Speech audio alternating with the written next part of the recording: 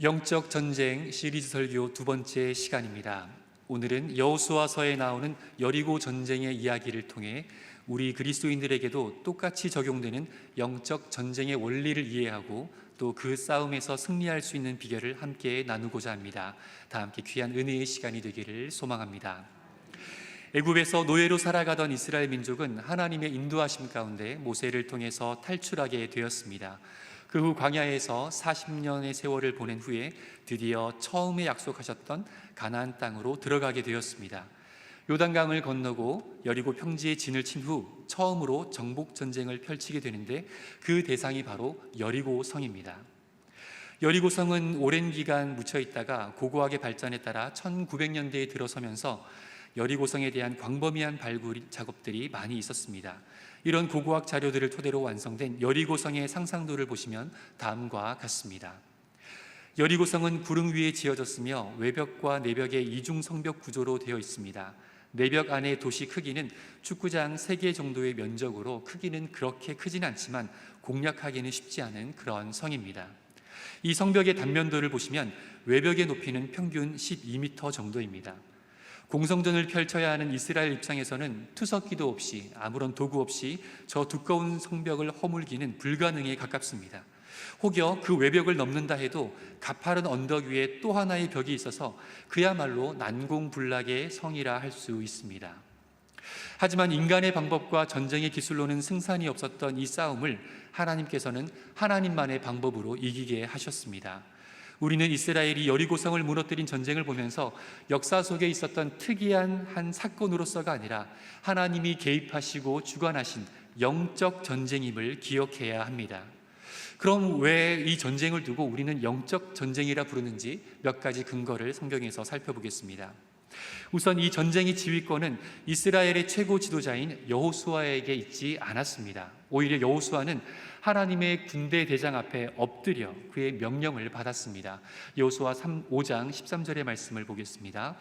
여호수아가 여리고에 가까이 이르렀을 때에 눈을 들어본즉 한 사람이 칼을 빼어 손에 들고 마주 서 있는지라. 여호수아가 나아가서 그에게 묻되 너는 우리를 위하느냐 우리의 적들을 위하느냐 하니 그가 이르되 아니라 나는 여호와의 군대 대장으로 지금 왔느니라 하는지라.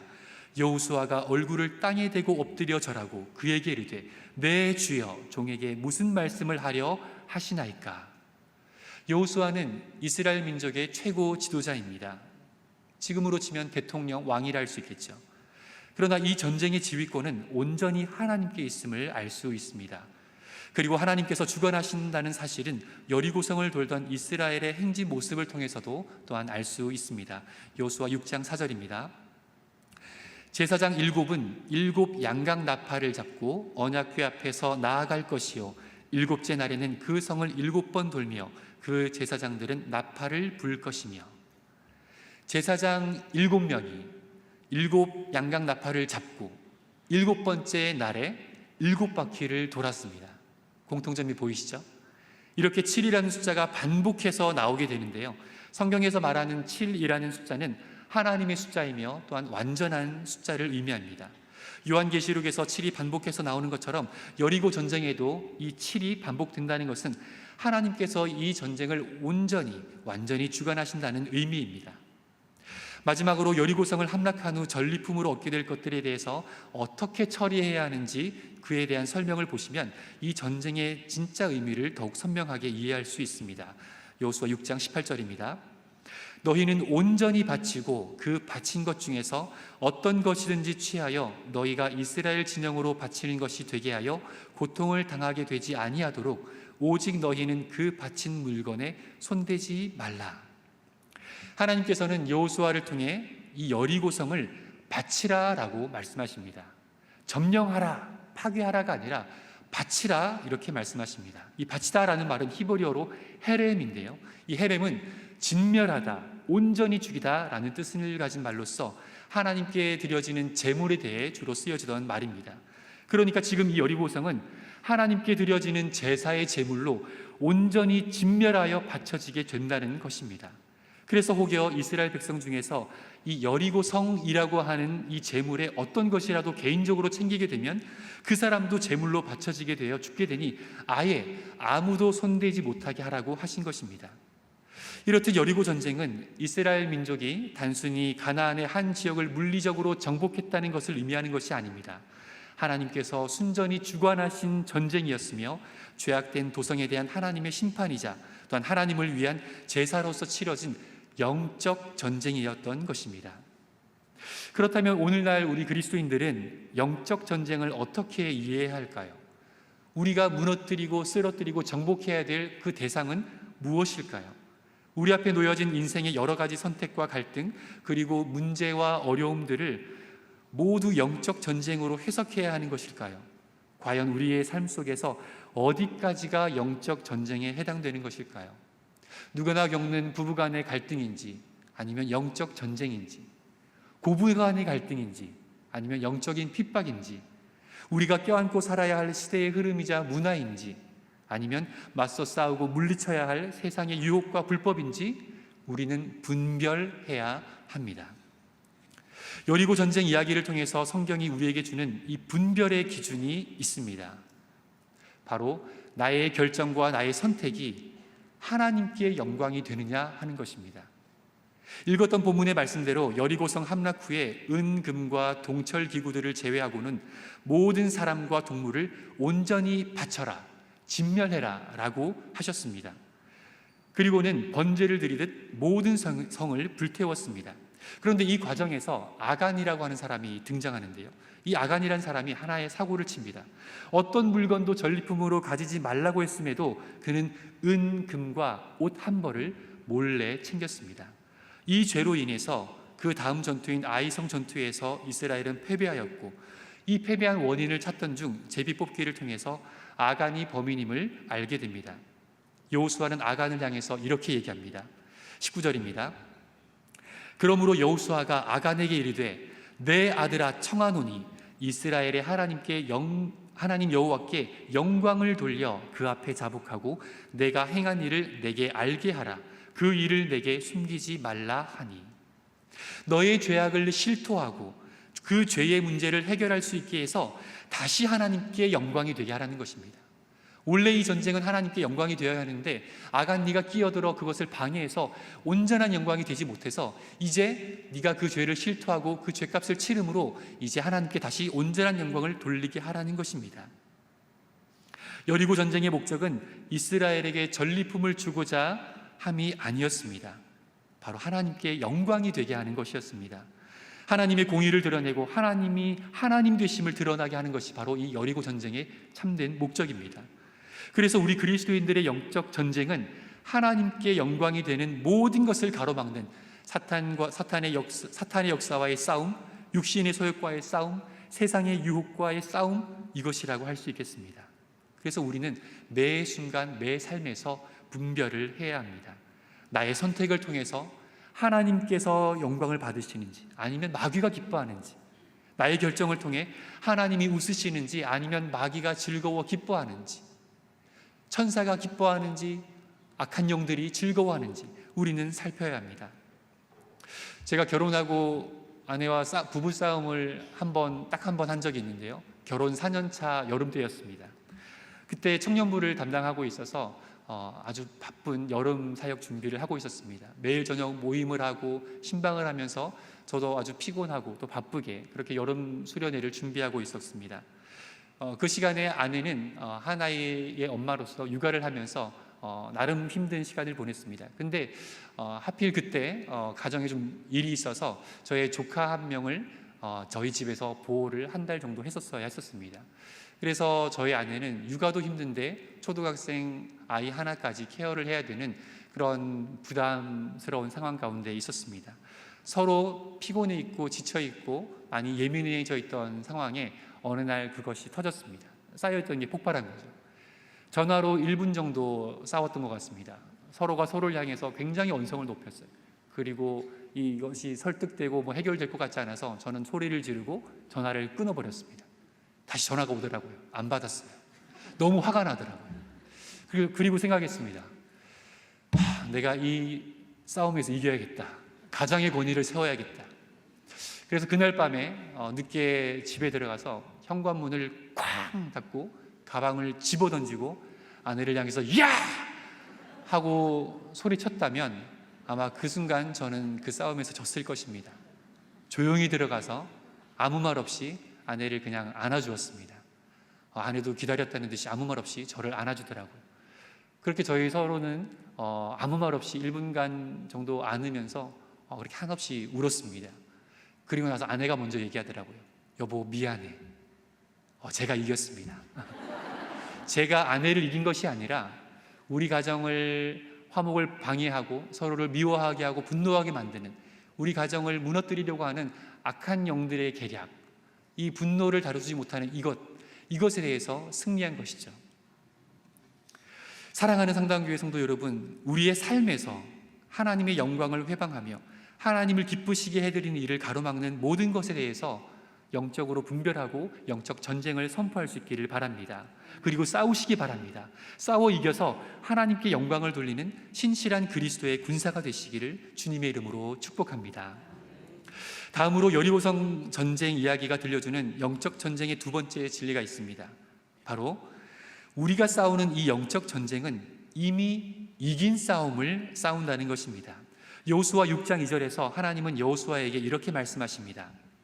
여호와께서 여호수아에게 이르되 보라 내가 여리고와 그 왕과 용사들을 내 손에 넘겨주었으니, 여리고성을 내 손에 넘겨주었다라고 하십니다.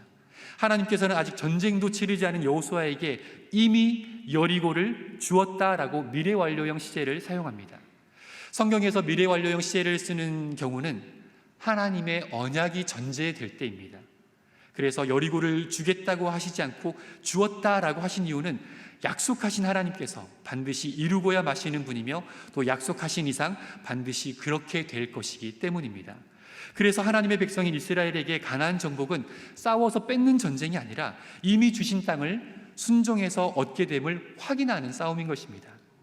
여리고성을 돌고 있는 이스라엘 군대의 대형을 보십시오. 언약궤를 중심으로 그 앞뒤로 무장한 군인들이 행진하고 있습니다. 이 언약궤는 하나님의 말씀이 있는 곳이며 하나님이 임재하시는 하나님의 보좌입니다. 그 언약궤 앞에서 제사장들이 7나팔을 불고 있습니다. 성경에는 두 종류의 나팔이 있는데요, 전쟁과 위험을 알리는 나팔, 히브리어로 하초체라라고 합니다. 또 하나는 하나님의 임재와 예배를 알리는 나팔, 히브리어로 쇼파르라고 하는 말이 있습니다. 여리고성을 돌고 있는 이 전시 상황, 여기서 제사장들이 불어야 하는 나팔은 전쟁을 알리는 나팔 하초체라여야 했지만, 그런데 성경에서는 그 불었던 나팔이 바로 쇼파르입니다. 하나님의 임재와 예배를 선포하는 그 쇼파르의 나팔을 불었다는 것이죠. 이것은 바로 하나님의 임재와 예배가, 하나님의 말씀이 우리 삶의 중심에 자리 잡을 때에 그 약속의 말씀이 우리로 하여금 영적 전쟁에서 승리케 하신다는 것입니다. 그래서 우리는 예배를 소중히 여겨야 됩니다. 말씀을 내 삶의 중심에 모셔야 합니다. 예배가 회복되고 말씀이 내 삶을 사로잡을 때 우리의 영적 싸움은 이미 이긴 것이며 신실하신 하나님께서는 반드시 승리와 축복을 안겨주실 것입니다. 요단강이 문제였을 때 언약궤를 메고 행진하니 해결되었습니다. 여리고성이 문제였을 때 언약궤를 메고 행진하니 그 문제가 해결되었습니다. 우리 삶의 문제는 바뀌어도 해답은 오직 하나입니다. 바로 하나님의 말씀, 예배입니다. 영적 싸움을 두려워하지 마시기 바랍니다. 말씀을 따라 사는 이들에겐 이미 이긴 싸움을 싸우는 것입니다. 성벽이 높다고, 장애물이 거대하다고 낙심하지 마십시오. 하나님께서 그 모든 것을 무너뜨리신 후 평지와 같이 걸어서 정복하게 하실 줄로 믿습니다. 아멘. 세 번째로, 영적 전쟁에서 이미 이긴 싸움을 싸우는 우리 그리스도인들에게 그 승리의 마침표를 찍게 하는 가장 중요한 비결은 바로 순종입니다. 우리가 순종의 삶을 살 때 하나님께서는 비로소 승리의 열매를 맺게 하실 것입니다. 이스라엘 보십시오. 그저 시키는 대로 순종했습니다. 이스라엘을 향해 여리고를 돌라고 할 때 돌았습니다. 아무 말 하지 말라고 할 때 침묵을 지켰습니다. 7바퀴 돌라고 할 때 왜 오늘은 7배나 힘들게 하냐고 불평하지 않고 7바퀴를 돌았습니다. 소리를 질러 외치라 할 때 소리를 질렀습니다. 하나님의 말씀대로 시키는 대로 할 때 정말 말도 안 되는 기적이 일어났습니다. 그러나 한편 아간 한 사람의 불순종, 이 작아 보이지만 이 불순종으로 인해 아이성 전투에서는 어처구니 없게도 패배하고 말았습니다. 오직 하나님의 백성들은 하나님의 말씀에 순종하는 삶을 살 때, 그때 크고 작은 놀라운 그런 기적을 맛보게 되며 영적 전쟁에서 승리하게 될 줄로 믿습니다. 우리는 순종해야 되는 거 다 알지만, 그래야 한다라고 또 믿고 고백하지만, 사실 이 순종이라는 것이 쉽지 않다라는 건 우리 모두가 너무도 잘 알 거라 생각합니다. 우리의 삶을 보면 바로 알지 않습니까? 우리가 얼마나 순종하지 못하고 사는지, 얼마나 많은 감동과 말씀을 무시하고 사는지, 순종이 그래서 얼마나 어려운지 우리는 잘 알고 있습니다. 우리가 말씀대로 살면 꼭 망할 것 같아요. 머리로는 이해하지만 실제 우리 삶에서는 그렇게 안 될 것 같아요. 성령의 감동대로 다 순종하면 내 삶이 거둬날 것 같고 많은 행복과 기쁨을 빼앗길 것 같은 그런 생각이 듭니다. 순종이 내게 복이라는 것은 알지만 정말 우리 몸으로 실감하기는 참 어렵습니다. 왜 이렇게 순종이 어려운가? 그 이유는 우리의 영적인 눈이 어두워져서 믿음의 눈으로 그 말씀을 바라보지 못하기 때문입니다. 믿음의 눈으로 그 순종 너머에 있는 축복과 승리를 온전히 보지 못하기 때문입니다. 히브리서 기자도 여리고성 전쟁을 설명하면서 이스라엘 백성들이 여리고를 돌 때 믿음으로 돌았다라고 기록했습니다. 히브리서 11장 30절입니다. 믿음으로 7일 동안 여리고를 도니 성이 무너졌으며. 이 여리고성을 돌 때 맨정신으로는, 일반적인 상식으로는 도저히 돌 수가 없습니다. 믿음이 없이는 돌 수가 없는 거예요. 왜냐하면 언제 화살이 날아올지 모르거든요. 언제 문이 열려서 기습을 당할지 모르는 상황이거든요. 정말 목숨을 걸고 그 성벽을 돌아야 되는데 정말 믿음이 없이는 순종하기 어려운 그런 순종이었습니다. 합리적 판단, 상식, 전술을 따지고 돈 것이 아니라 하나님의 말씀을 의지하여 보호하시고 승리케 하시리라 믿고 돈 것입니다. 우리에게 이 믿음이 충만하기를 소원합니다. 비록 내 상식과 판단으로는 틀린 것 같고 손해인 것 같아도 크고 선하신 하나님의 말씀이 무조건 옳다는 확신이 우리 가운데 충만하기를 소망합니다. 우리가 믿음으로 순종하는 삶을 살 때에 상상하지 못한 하늘의 신령한 축복과 인도하심과 승리케 하심이 우리 삶 가운데 넘칠 줄로 믿습니다. 제 아내가 청년 시절에 부르심을 받고 신대원 입시를 준비를 했었습니다. 그래서 광나루에 있는 장로의 신학대학교를 준비하려고 서울로 올라왔습니다. 어려운 형편의 시험 준비를 해야 해서 아침 저녁으로 아르바이트를 했습니다. 아침에는 식당에서 설거지하는 아르바이트, 그리고 밤늦게는 편의점 아르바이트를 하면서 입시를 준비했습니다. 하루는 오전 설거지 아르바이트를 마치고 이제 광나루역에 도착해서 학교로 올라가는 길이었습니다. 평소에 보이지 않던 처음 보는 백발의 노숙인을 만나게 됩니다. 그 옆을 지나가는데 그 할아버지가 그러더라는 겁니다. 배고파요, 좀 도와주세요. 그 말을 듣고 그냥 지나쳐서 마음이 편하진 않았지만 올라갔습니다. 이번 출구를 나가서 학교를 올라가는데 그 출구 앞에 보면은 작은 과일 가게가 하나 있습니다. 그 앞에 바구니들을 진열해 놓고 바구니에 과일들을 조금씩 담아 놓고 1,000원, 2,000원, 3,000원을 이렇게 팔고 있었습니다. 바나나 3개를 한 바구니씩 담아 놓고 1,000원에 팔고 있는 것을 보았습니다. 그것을 보는데 마음속에 성령님께서 이렇게 감동하시는 것 같았습니다. 유미야, 그분께 바나나 사드리면 안 되겠니? 바나나 3개, 바구니 하나에 1,000원. 그런데 당시 아내는 하루에 3,000원으로 3끼를 모두 해결해야 되는 형편이었기 때문에 그분께 바나나를 사다 드리면 그날 점심은 굶어야 하는 상황이었습니다.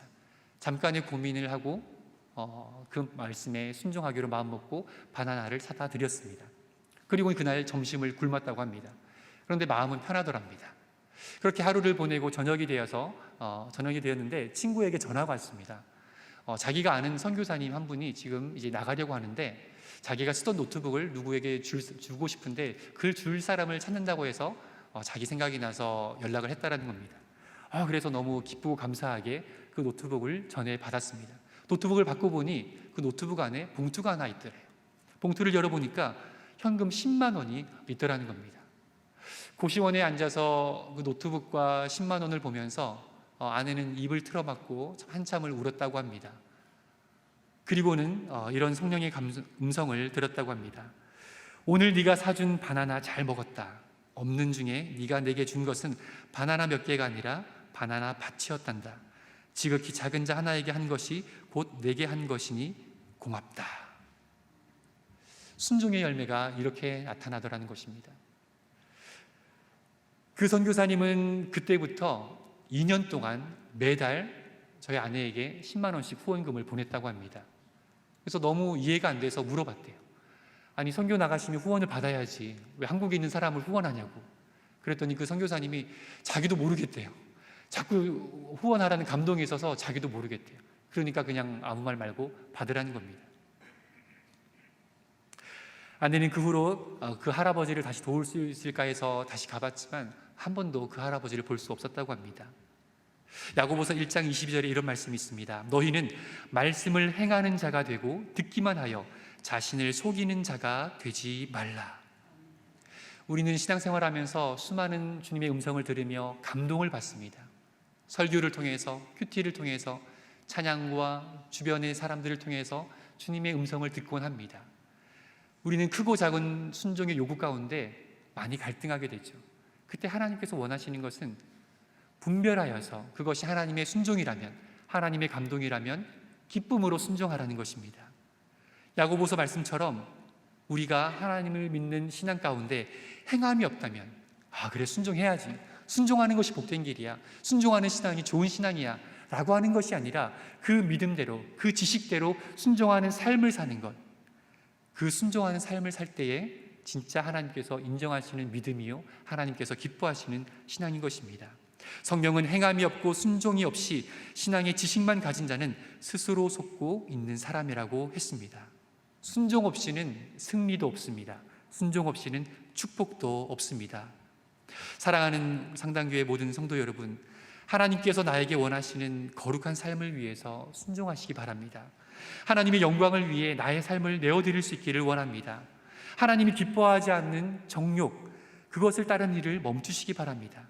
삶의 크고 작은 영적 전투에서, 삶의 크고 작은 주님의 요구에서, 삶의 크고 작은 주님의 감동과 성령님의 요구 앞에서 순종함으로 승리하시기를 주님의 이름으로 축복합니다. 사랑의 하나님 아버지, 은혜를 감사드립니다. 주님의 은혜가 아니면, 주님의 도우심이 아니면 하루도 살 수 없는 연약한 저희들입니다. 저희들의 교만을 꺾어주시고 우리가 이 땅을 살아갈 때에 오직 하나님의 말씀을 따르며 하나님의 말씀에 순종하는 것만이 참된 복이며 참된 사는 길임을 깨달아 알게 하시고 날마다 삶 가운데 말씀에 순종할 수 있는 신실한 주의 백성들 되게 하여 주시옵소서.